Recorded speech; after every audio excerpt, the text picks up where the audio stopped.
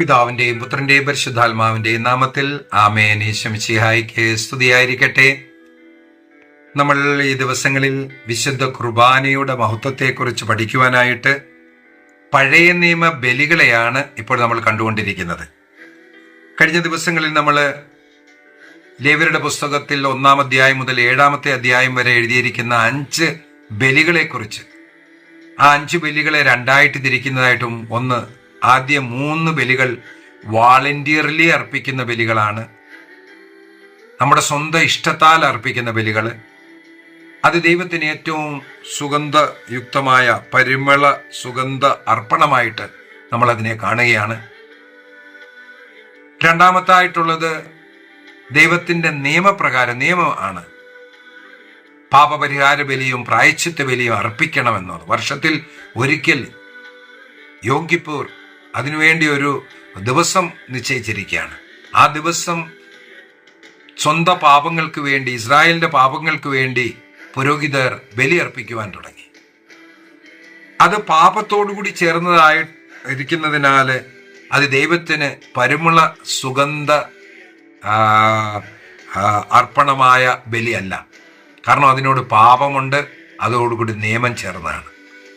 നമ്മളപ്പോൾ കഴിഞ്ഞ ക്ലാസ്സിൽ കണ്ടു, എല്ലാ ദിവസവും നമ്മൾ വിശുദ്ധ ബലിയിൽ പങ്കെടുക്കുകയാണെങ്കിൽ തിങ്കൾ മുതൽ ശനി വരെയുള്ള ബലികളിൽ നിയമങ്ങളൊന്നുമില്ല. നാം സ്വന്തം ഇഷ്ടത്താൽ നമ്മുടെ ആഗ്രഹം, ദൈവത്തോടുള്ള ആഗ്രഹം, ദൈവത്തിന് വേണ്ടി ബലിയർപ്പിക്കുവാൻ, ആരാധനയ്ക്കായിട്ട് നമ്മൾ പോവുകയാണ്. അതിന് നിയമമില്ല, അതിൽ പാപമില്ല, പിന്നെയോ സ്നേഹമാണുള്ളത്.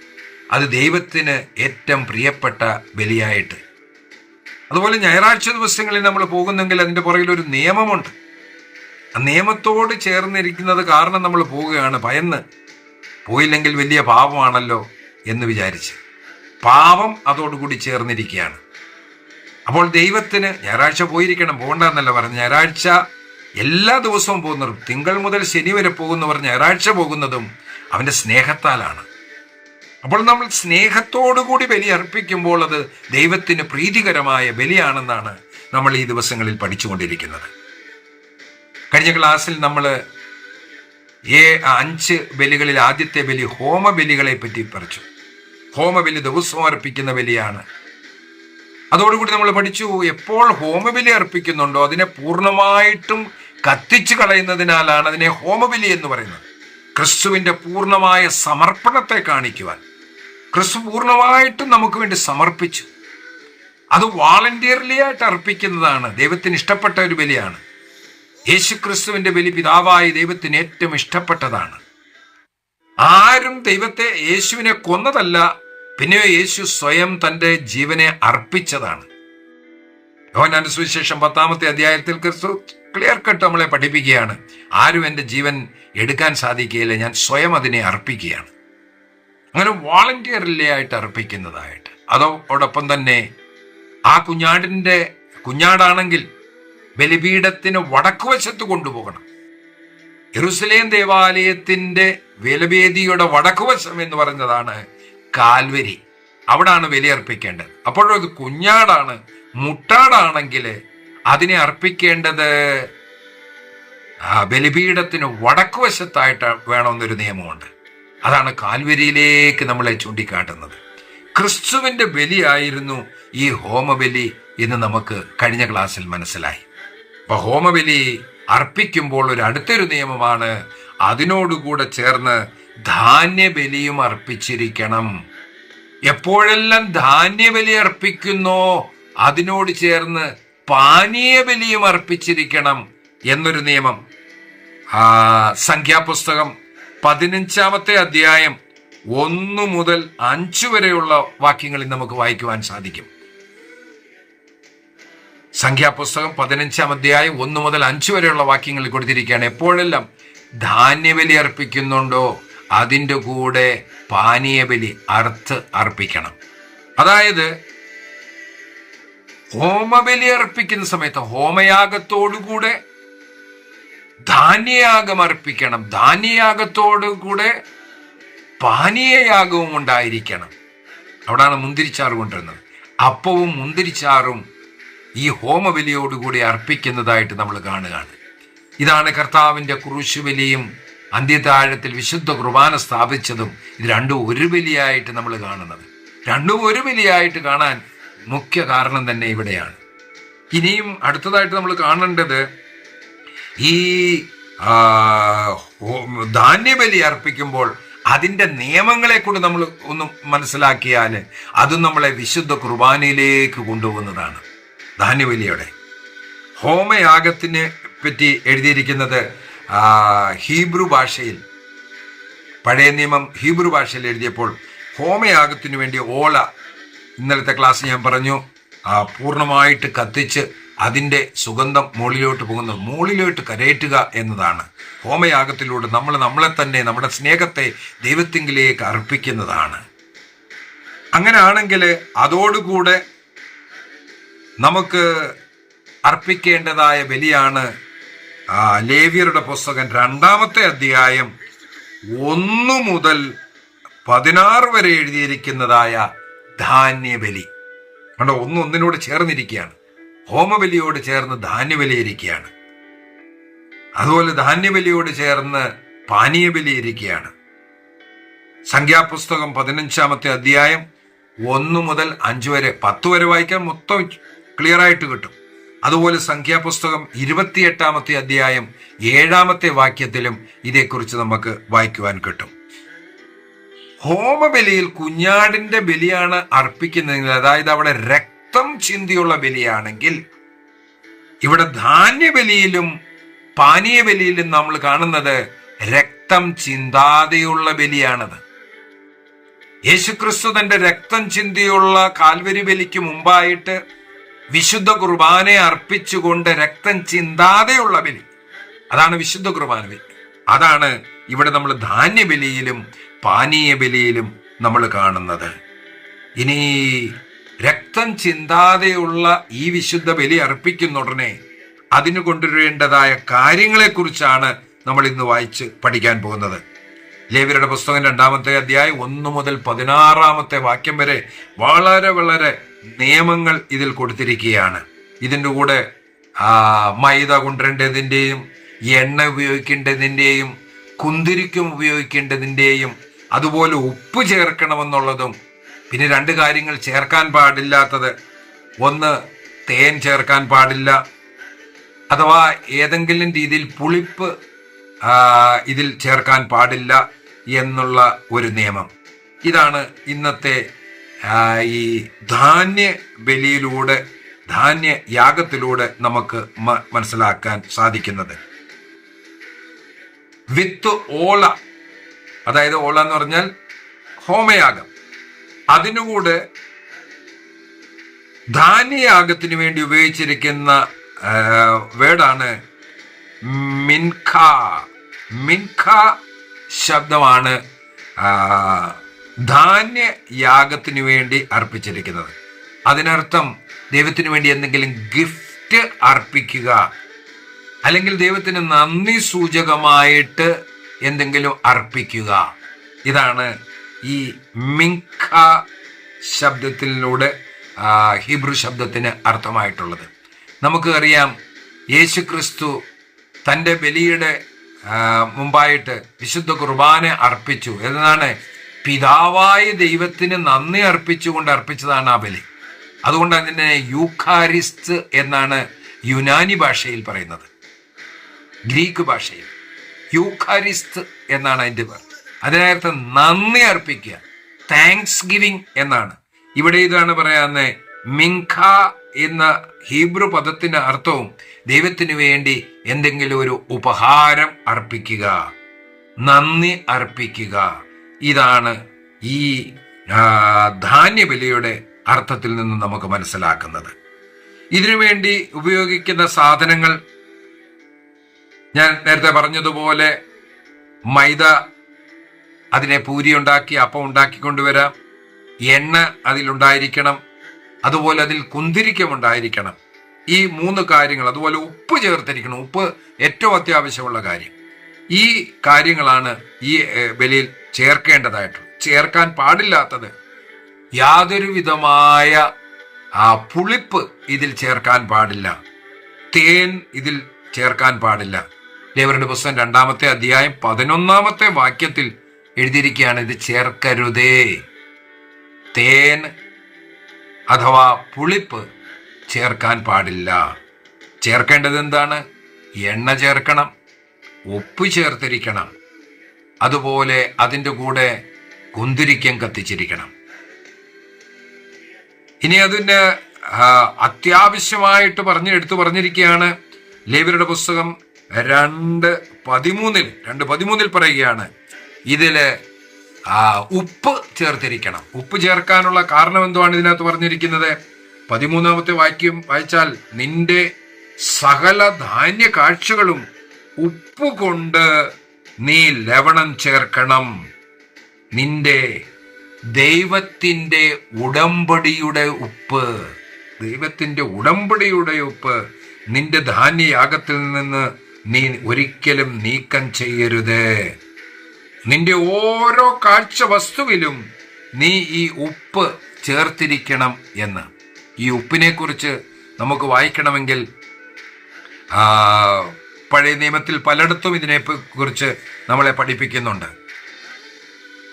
കർത്താവിൻ്റെ ഉടമ്പടിയുടെ ഉപ്പെന്നാണ് പറഞ്ഞത്. കർത്താവിൻ്റെ ഉടമ്പടി കർത്താവ് ഒരിക്കലും ഉടമ്പടി പൊട്ടിക്കുന്നവനല്ല.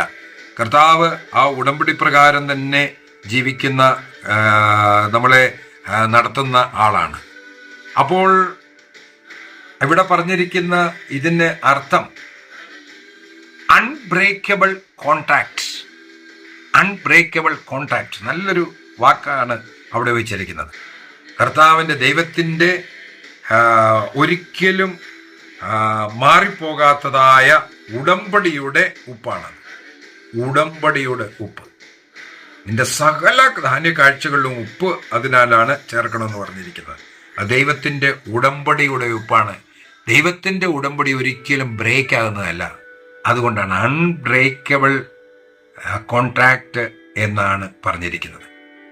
അടുത്തത് ഈ ഉപ്പിൻ്റെ വിശേഷത എന്നത് എനിക്ക് പഠിക്കുവാൻ കിട്ടിയേക്കുന്നത്, ഉപ്പിൻ്റെ ഹീറ്റിംഗ് പോയിന്റ് ആണ് ഏറ്റവും വലിയ പോയിന്റ്. അത് മെൽറ്റിംഗ് പോയിന്റ്. അത് മെൽറ്റ് ആകാനാണ് ഏറ്റവും കൂടുതൽ ഹീറ്റ് കൊടുക്കേണ്ടത്. അത് കാണിക്കുന്നത് the endurance power of salt, സഹനശക്തി. ക്രിസ്തു ക്രൂസിൽ സഹിച്ചതായ ആ സ്നേഹത്തിന്റെ സഹനത്തിന്റെ ശക്തിയെ കാണിക്കാനാണ് ഈ ഉപ്പിനെ ഇവിടെ ഉപയോഗിക്കുന്നത്. ഉപ്പിന്റെ പല ഗുണങ്ങളെക്കുറിച്ച് നമുക്കറിയാം.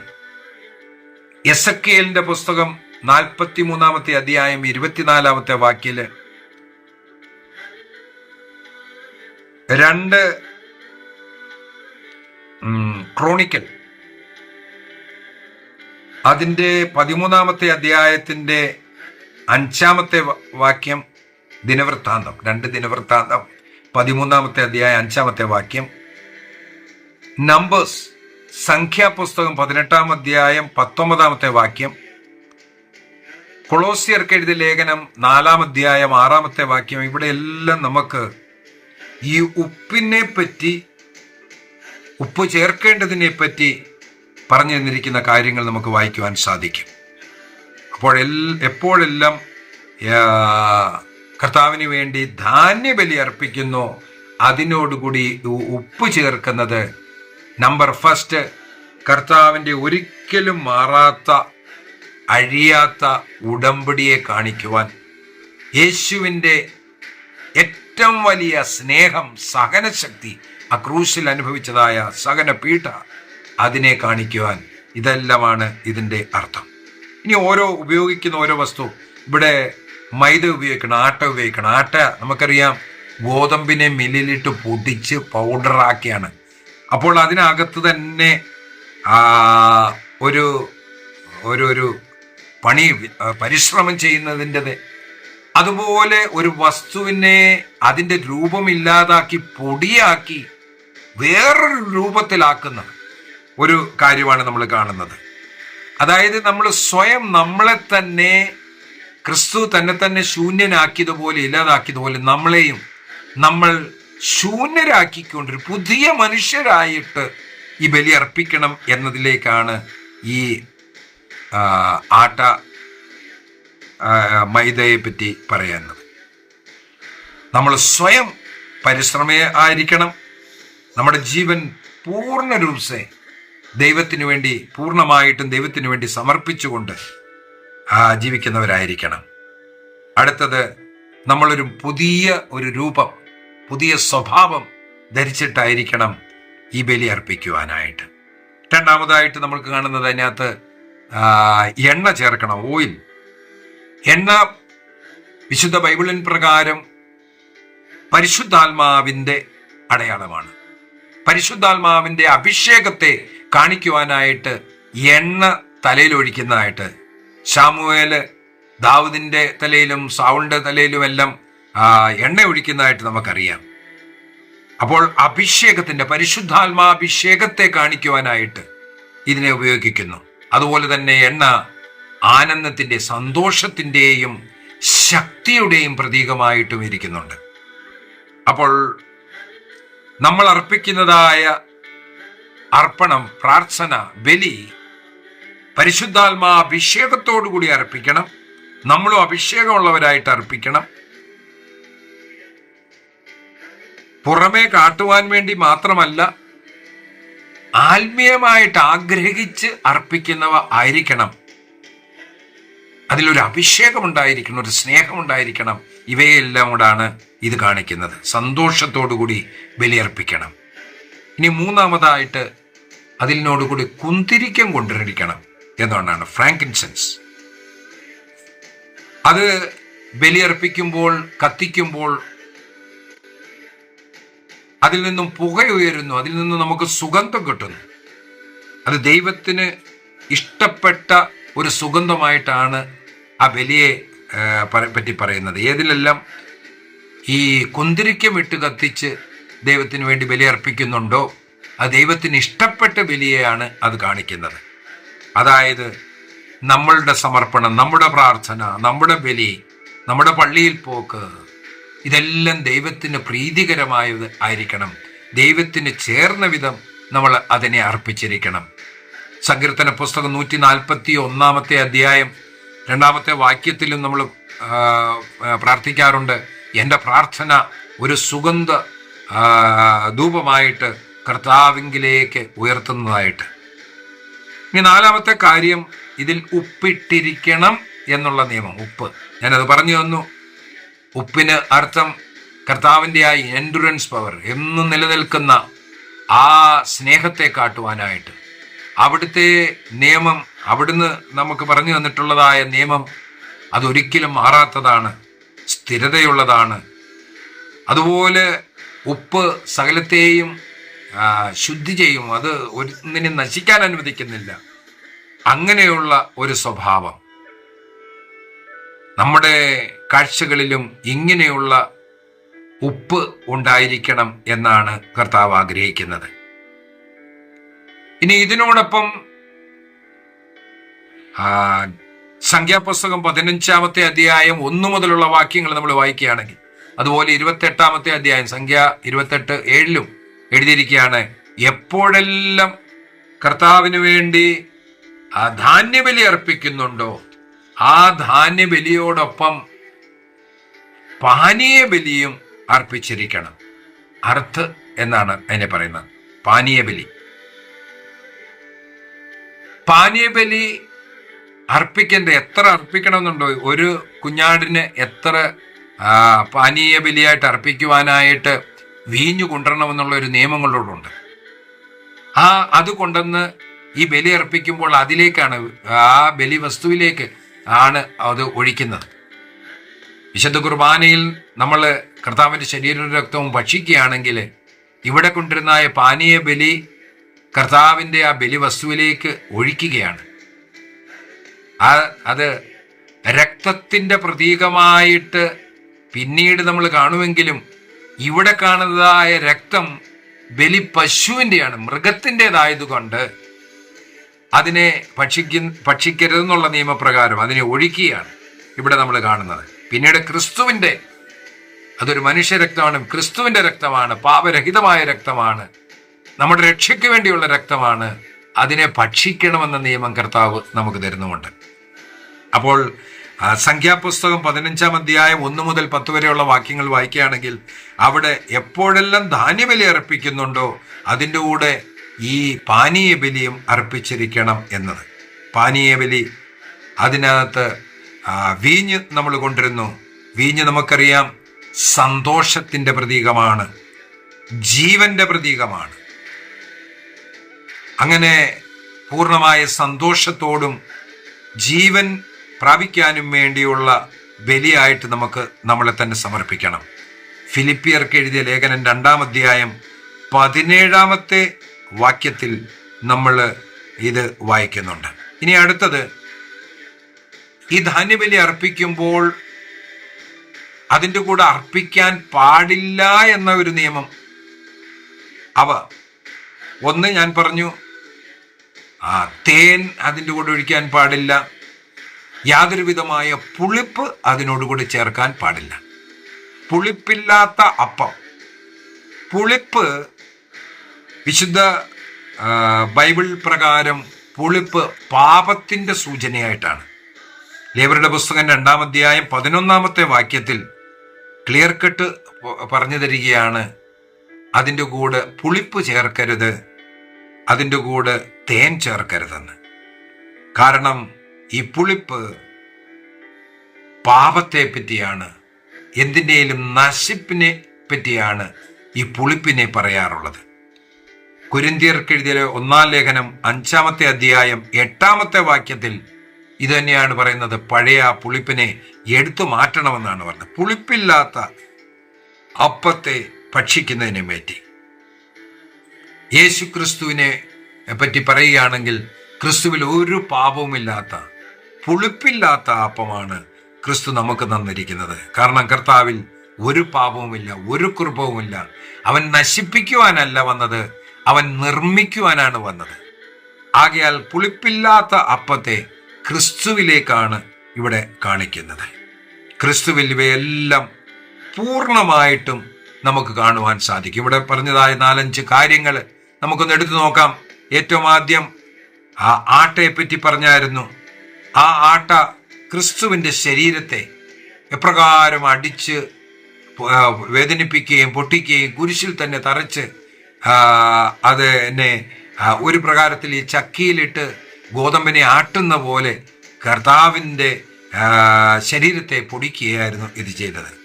യെശയ്യായുടെ പുസ്തകം 52-53 അധ്യായങ്ങളിൽ നമുക്ക് ഇത് വായിക്കുവാൻ സാധിക്കും. അതുപോലെ തന്നെ യോഹന്നാന്റെ സുവിശേഷം 6:35 കർത്താവ് പറഞ്ഞു തരികയാണ്, ജീവന്റെ റൊട്ടി ഞാനാകുന്നു. ഇനി അടുത്തത് എണ്ണ ഉപയോഗിക്കുന്നതിനെ പറ്റി ഞാൻ പറഞ്ഞു. പരിശുദ്ധാത്മാവിന്റെ അഭിഷേകത്തെയാണ് കാണിക്കുന്നത്.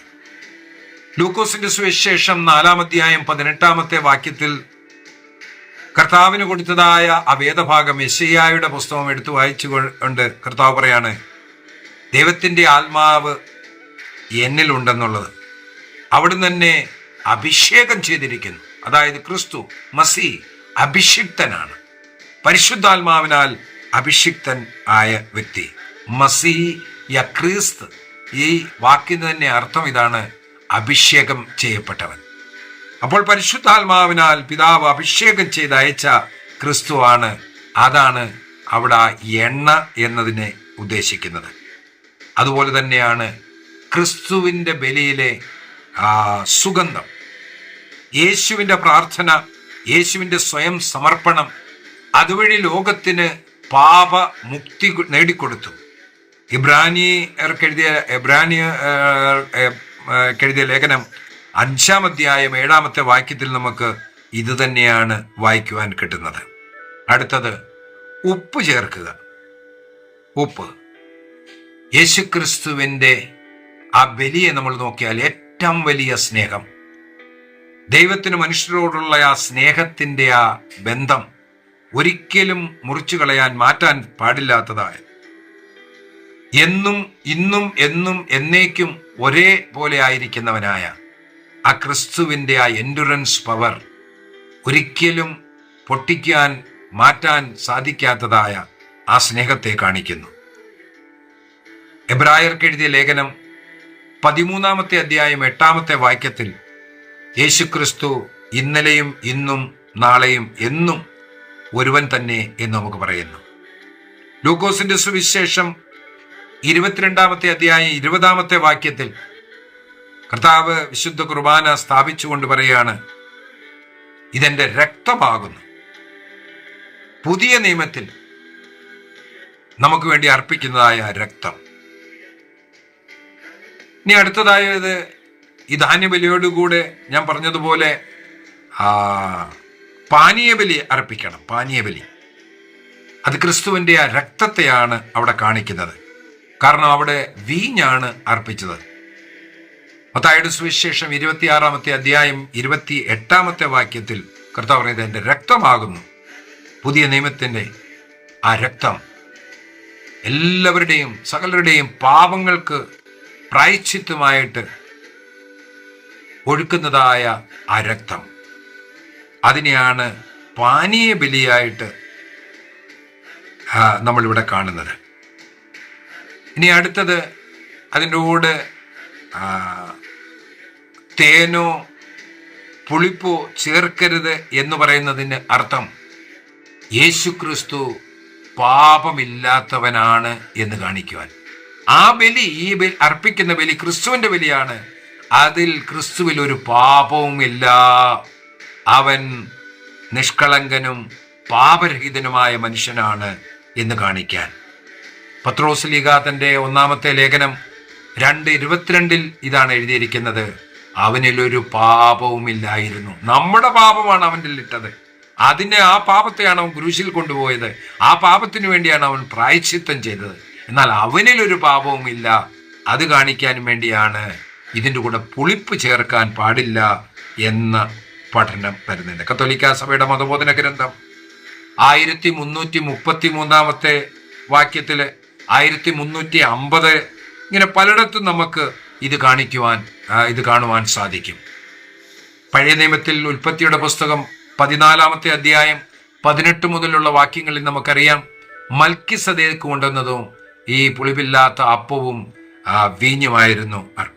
യേശു ക്രിസ്തുവും അതേ രീതിയിൽ വിശുദ്ധ കുർബാന അർപ്പിക്കുന്നു. തൻ്റെ ബലിയോട് ചേർത്ത് രക്തരഹിതമായ ബലിയാണ് ഈ ബലിയിലൂടെ, ധാന്യബലിയിലൂടെ നമുക്ക് കാട്ടിത്തരുന്നത്. നമുക്ക് നമ്മുടെ കണ്ണുകളെ അടയ്ക്കാം. വിശുദ്ധ കുർബാനയിൽ ഈ ധാന്യബലിയും ക്രിസ്തുവിന്റെ ബലിയോട് ചേർത്ത് നമുക്ക് കാണുവാൻ സാധിക്കും. അതുപോലെ അപ്പവും വീഞ്ഞും അർപ്പിക്കുന്ന ഈ രീതി, യേശു ക്രിസ്തു സ്ഥാപിച്ച വിശുദ്ധ കുർബാനയും അതിനോട് ചേർന്നുള്ള വിശുദ്ധ ബലിയും, കാൽവരി ബലിയും, അതിലേക്കാണ് നമ്മളെ കൊണ്ടുപോകുന്നത്. വിലർപ്പിക്കുന്ന ഓരോ കാര്യങ്ങളും, അർപ്പിക്കാൻ പാടില്ലാത്തവയും യേശുവിൻ്റെ ഈ ബലിയോട് ചേർത്ത് നമുക്ക് കാണുവാൻ സാധിക്കും. വിശുദ്ധ കുർബാനയിൽ പങ്കെടുക്കുന്ന എല്ലാവർക്കും അതിൻ്റെ കൃപകളും അനുഗ്രഹങ്ങളും ലഭിക്കട്ടെ എന്ന് നമുക്ക് പ്രാർത്ഥിക്കാം. പിതാവിൻ്റെയും പുത്രൻ്റെയും പരിശുദ്ധാത്മാവിൻ്റെയും നാമത്തിൽ ആമേൻ. ഈശോ മിശിഹായ്ക്ക് സ്തുതിയായിരിക്കട്ടെ.